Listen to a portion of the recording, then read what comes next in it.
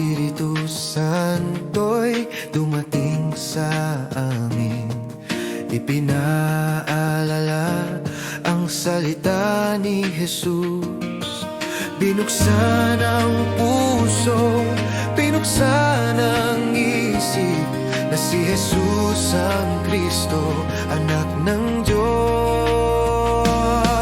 Hindi namin nakita noon ang katotohanan, ngunit sa muling pagkabuhay kami naniwala.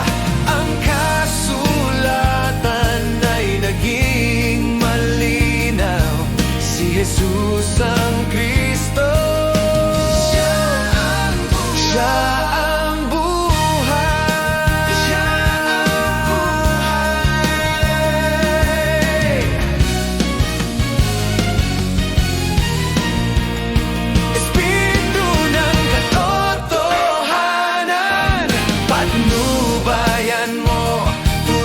Kaming sumaksi kay Kristo. May kapangyarihan kapag ikaw ay dumating sa buong mundo. Jesus aming ihahayag, mula Jerusalem hanggang sa dulo.